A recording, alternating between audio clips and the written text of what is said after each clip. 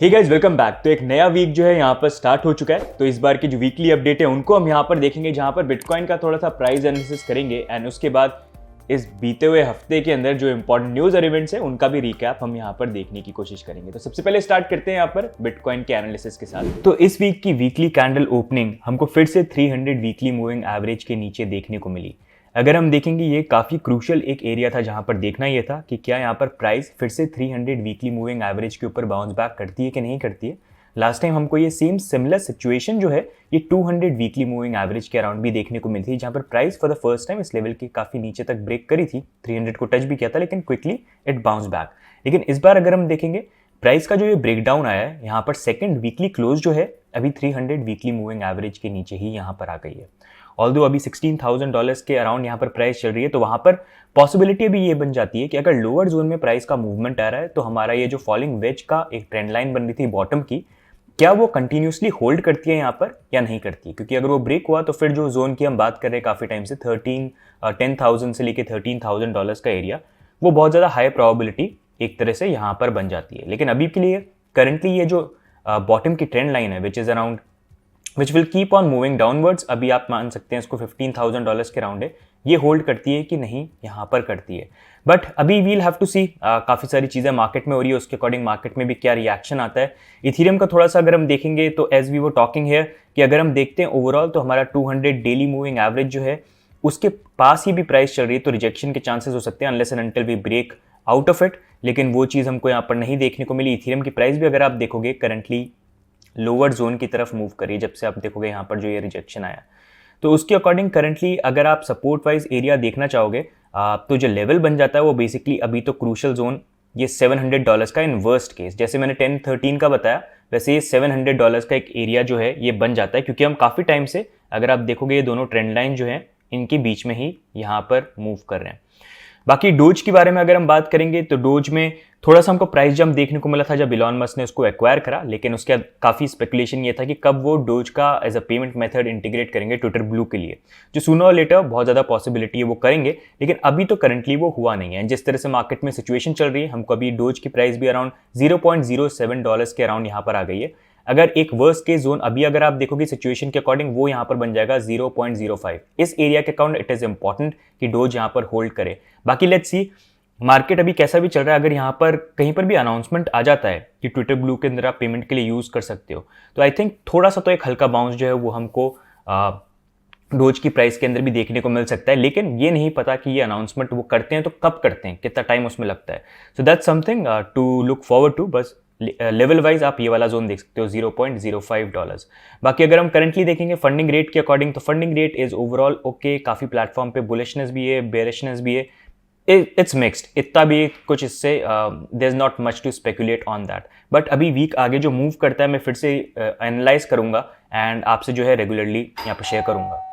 तो अब next moving on यहाँ पर इस वीक की इंपॉर्टेंट न्यूज और इवेंट्स को देखते हैं। तो FTX ने इस वीक यहाँ पर बैंक्रप्सी की फाइलिंग कर दी है एंड जब फाइलिंग करी तो उससे काफी इंटरेस्टिंग डिटेल जो है सामने यहाँ पर देखने को मिली।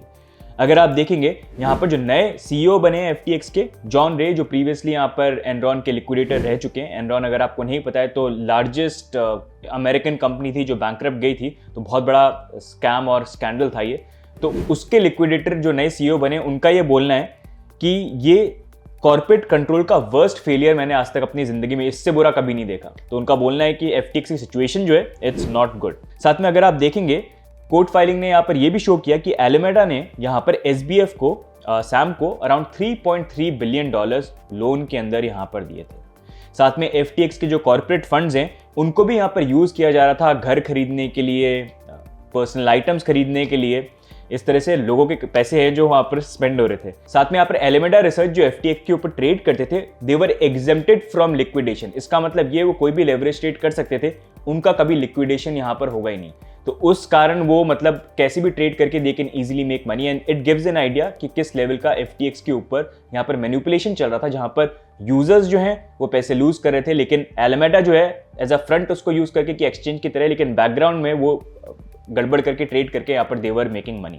तो ये तो एक चीज सामने है, ऐसे और भी चीज हो सकती है जहां पर they must be doing something intentionally and I feel ऐसे और भी दूसरे एक्सचेंजेस हैं जो कुछ ना कुछ इस तरह की प्रैक्टिस कर सकते हैं, मे बी इस लेवल पे नहीं लेकिन something they must be doing. और साथ में अगर आप यहाँ पर देखेंगे न्यू फाइलिंग के अकॉर्डिंग गैरी वैन जो को फाउंडर हैं FTX के, उन्होंने यहाँ पर ये बोला कि बहामा की जो गवर्नमेंट है उन्होंने यहाँ पर SBF को बोला था कि अभी आपके FTX के ऊपर जो भी यूजर फंड्स हैं वो आप गवर्नमेंट वॉलेट्स के अंदर ट्रांसफर कर लो, ताकि यहाँ पर SBF जो है कुछ पैसे वैसे चोरी करके नहीं भाग जाए, इसलिए उन्होंने यहाँ पर बोला था। तो आपको याद होगा प्रीवियसली यहाँ पर जब फंड्स ट्रांसफर हुए थे तो ये लग रहा था कि यहाँ पर ये हैक हुआ है, तो वो हैक नहीं था, वो बेसिकली यहाँ पर SBF ने फंड्स ट्रांसफर करे थे गवर्नमेंट वॉलेट्स को। लेकिन अभी भी अगर आप देखेंगे यहाँ पर SBF के पास काफी ज्यादा एक्सेस FTX प्लेटफॉर्म का करंटली है। बाकी नेक्स्ट मूविंग ऑन, FTX के फॉल के साथ यहाँ पर जेनेसिस का फॉल भी फाइनली हमको देखने को मिल सकता है। जेनेसिस अगर आप नहीं जानते हैं तो क्रिप्टो इंडस्ट्री में सबसे बड़ा लेंडिंग एक तरह से प्लेटफॉर्म था। इनको ओन करते हैं डिजिटल करेंसी ग्रुप, जो यहाँ पर ग्रेस्केल को ओन करते हैं, कॉइनडेस्क को ओन करते हैं, फाउंड्री को ओन करते हैं और जेनेसिस को भी यहाँ पर ओन करते हैं। अगर आप देखेंगे FTX के फॉल के बाद जेनेसिस ने यहाँ पर जो रिडेम्पशन है लोन्स का वो यहाँ पर बंद कर रखा है, नए लोन्स जो है वो भी यहाँ पर लोग ले नहीं सकते हैं। तो डेफिनेटली यहाँ पर एक बड़ा हिट जो है जेनेसिस के ऊपर लगा है। और अगर आप देखेंगे around 2.8 billion active loans currently genesis के ऊपर थे।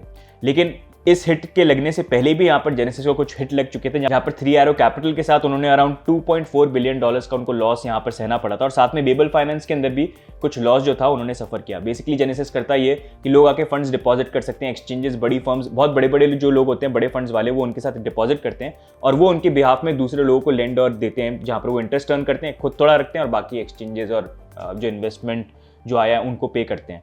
लेकिन गड़बड़ वही है कि जब जिनको उन्होंने पैसे दिए वो अगर बैंकरप्ट हो जाए, जैसे 3 Arrow कैपिटल हो गया और FTX का केस यहाँ पर हो गया, तो इसके ऊपर ऑलरेडी हमने एक वीडियो कर रखा है और डिटेल में अगर आप जानना चाहते हैं, क्योंकि this can turn out to be a big disaster अगर ये सॉल्व नहीं होता है, तो आप चेक कर सकते हैं, हमने ऑलरेडी चैनल के ऊपर पोस्ट कर रखा है। बाकी नेक्स्ट मूविंग ऑन अगर हम बात करेंगे, FTX का जो ये डिजास्टर है इसके कारण काफी ज्यादा लोगों को अब अहमियत समझ में आ रही है सेल्फ कस्टडी की एंड हार्डवेयर वॉलेट की। अगर आप देखेंगे ग्लासनोड के according exchanges around 106,000 bitcoin withdraw हो रहे हैं मंथली। ये हिस्टोरिक रेट पे फर्स्ट टाइम हमको इतने बड़े विड्रॉल जो है यहाँ पर देखने को मिल रहे हैं। एट द सेम टाइम यहाँ पर इथेरियम के जो स्मार्ट कॉन्ट्रैक्ट्स हैं उनसे भी स्टेबल कॉइन्स लोग यहाँ पर विड्रॉ कर रहे हैं। मंथली अगर आप रेट देखेंगे वो बन गई है 4.63 बिलियन। तो लोग यहाँ पर अब इस चीज की अहमियत काफी समझ रहे हैं, कहीं ना कहीं वो स्मार्ट कॉन्ट्रैक्ट्स को भी ट्रस्ट नहीं कर रहे, तो they are withdrawing from exchanges and from Ethereum smart contracts as well. Stable coin reserves की अगर हम बात करें एक्सचेंजेस के ऊपर, तो वो फिर भी अभी भी ऑल टाइम हाई पे है, जहां पर अभी रिजर्व्स हैं 41.186 बिलियन पे।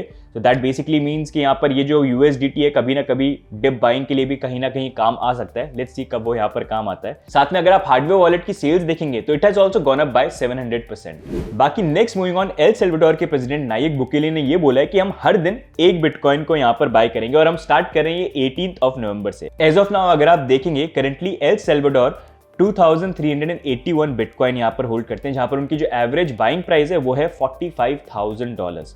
इसका मतलब ये है कि करंटली वो 63.7% लॉस में चल रहे हैं, मतलब $67 मिलियन के लॉस में चल रहे हैं एज पर देयर एवरेज बाइंग प्राइस।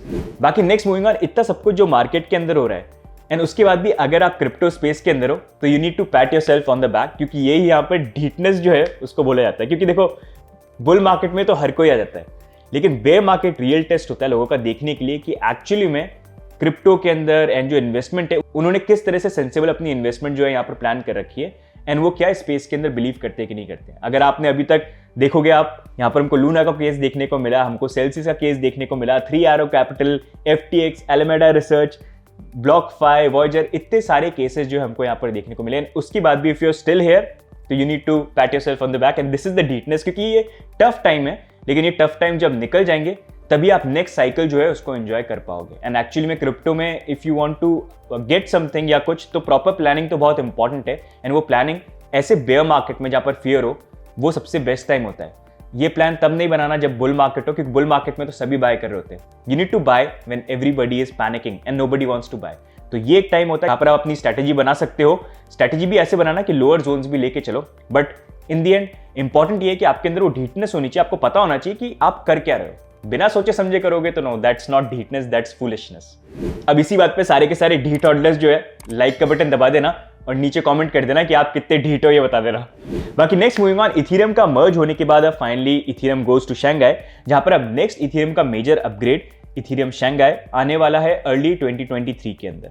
इस अपग्रेड के अंदर यहाँ पर इथेरियम के अंदर जो लोगों ने अपने इथेरियम डिपॉजिट करे थे वो लोग वहां पर विड्रॉ कर पाएंगे। तो वो एक ऐसा टाइम होगा जहां पर काफी लार्ज अमाउंट ऑफ इथेरियम जो है विड्रॉ हो सकते हैं, जो लोगों ने यहाँ पर डिपॉजिट कर रखे, जो करंटली एक तरह से यहाँ पर लॉक थे। इस अपग्रेड के होने के बाद यहाँ पर यूजर्स अपने स्टेक इथेरियम को विड्रॉ कर पाएंगे। साथ पर यहाँ पर जो ब्लॉक बिल्डर्स हैं उनके लिए भी यहाँ पर गैस के अंदर जो फीस है वो थोड़ी सी वो सेव कर पाएंगे ऑन द फेल्ड ट्रेड्स। बाकी next moving on, her bull market में हमको कुछ नए दुग्गल जी क्रिप्टो एक्सपर्ट्स तो देखने को मिलते ही हैं, लेकिन हमको बेयर मार्केट के अंदर भी कुछ दुग्गल जी एक्सपर्ट्स देखने को मिलते हैं जो हमेशा ये क्लेम करते हैं कि bitcoin is now dead. And अगर आप देखेंगे तो इस बार हमको यहाँ पर इंडिया के अंदर चेतन भगत, जिन्होंने जो ऑथर हैं 3 मिस्टेक्स ऑफ माई लाइफ के, उन्होंने यहाँ पर 4th mistake of his life करी ट्वीट करके, जहां पर उन्होंने ये बोला कि बिटकॉइन इज डेड। एंड अगर आप देखोगे इसके अकॉर्डिंग ये स्टडी आपसे हम शेयर करेंगे जहां पर बिटकॉइन को यहाँ पर 465 टाइम्स लोगों ने डेड बोला है। एंड ये हर एक डॉट जो है ये रिप्रेजेंट करता है कि जब भी किसी ने इसको यहाँ पर बिटकॉइन को डेड बोला है। तो ये अब 466 टाइम है जहां पर जब चेतन भगत ने ट्वीट किया कि बिटकॉइन जो है यहाँ पर डेड हो चुका है। What do you think about it? Bitcoin is dead? क्या लगता है आपको? ये चार्ट देख के क्या लगता है आपको? इज इट डेड और नॉट? बाकी नेक्स्ट मूविंग ऑन, इंडिया के सीबीडीसी के अपडेट्स अगर हम देखेंगे तो आरबीआई ने यहाँ पर पार्टनर किया है एसबीआई के साथ, आईसीआईसीआई के साथ, आईडीएफसी के साथ और एचडीएफसी के साथ, जहां पर अब वो सीबीडीसी का जो रिटेल वर्जन है उसको रोल आउट करने का यहाँ पर प्लान कर रहे हैं। साथ में सेंट्रल बैंक ये भी प्लान कर रहे हैं कि ये ट्रांजैक्शंस के अंदर क्यूआर कोड और यूपीआई वो भी यहाँ पर यूज हो पाए। बाकी नेक्स्ट मूविंग ऑन, इस वीक बाइनेंस ने एएमए किया जहां पर सीजी ने ये बोला कि बाइनेंस यहाँ पर वितालिक के साथ कॉर्पोरेट करके एक नया प्रूफ ऑफ रिजर्व का मेथड यहाँ पर लेके आने वाले, जिसके ऊपर हम वर्क करेंगे, जो इंडस्ट्री के लिए यहाँ पर कहीं ना कहीं हेल्प करे। साथ में उन्होंने ये भी बोला कि बाइनेंस की जो कोल्ड वॉलेट्स है उसमें तो कोई इतना बड़ा कोई मेजर विड्रॉल हमको नहीं देखने को मिला है as compare to other exchanges. साथ में अगर आप देखेंगे बाइनेंस ने बोला कि हमने यहाँ पर सिर्फ स्मॉल पार्ट ही सेल किया यहाँ पर अपने एफटीटी टोकन का, जो $518 मिलियन का बन जाता है, और अभी भी लार्ज बैग जो है एफटीटी टोकन का वो अभी भी करंटली यहाँ पर होल्ड कर रहे हैं। साथ में उन्होंने ये भी बोला currency.com जो एक स्मॉल एक्सचेंज है जिसके अंदर FTX ने इन्वेस्टमेंट कर रखा था, वो एक फॉल्स इंफॉर्मेशन यहाँ पर बाइनेंस के अगेंस्ट में पुश कर रहे थे रॉयटर्स को। साथ में उन्होंने यहाँ पर ये भी बोला कि बाइनेंस यहाँ पर फॉर्म करना चाहती है एक ग्लोबल इंडस्ट्री एसोसिएशन, जहां पर वो सबके सब साथ में मिलकर काम करें एंड यहाँ पर रेगुलेटर्स जो हैं उनके साथ भी काम करें और जो बेस्ट प्रैक्टिस है क्रिप्टो इंडस्ट्री के अंदर वो यहाँ पर लेके आ पाए। तो गाइस ये हो गई इस वीक की इंपॉर्टेंट न्यूज और इवेंट्स। अब नेक्स्ट यहाँ पर हम बात करते हैं fun fact of the week की। तो क्या आपको पता है कि अराउंड 65 एंटिटीज, जिसके अंदर कंपनी, ETF, कंट्रीज, यहाँ पर अराउंड 7.8% बिटकॉइन की सप्लाई को होल्ड करते हैं, जो बन जाता है यहाँ पर $28 बिलियन एट द मोमेंट। इनमें से अगर आप देखोगे सबसे बड़ी ऐसी एंटिटी जो सबसे ज्यादा बिटकॉइन को होल्ड करती है वो है यहाँ पर ग्रेस्केल, जो यहाँ पर होल्ड करते हैं 643,572 बिटकॉइन। बाकी अब नेक्स्ट मूविंग ऑन, इस वीक के टॉप गेनर्स और टॉप लूजर्स को भी हम यहाँ पर देखते हैं।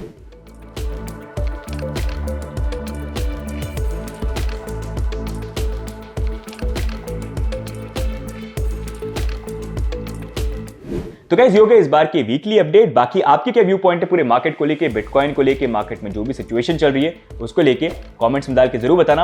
एंड अगर आपको वीकली अपडेट अच्छे लग रहे हैं तो वीडियो को जरूर लाइक करिए, चैनल पे भी सब्सक्राइब करिए। It always keeps us motivated. बाकी मिलेंगे हम अगले वीडियो में, तब तक के लिए bye and take care, bye bye.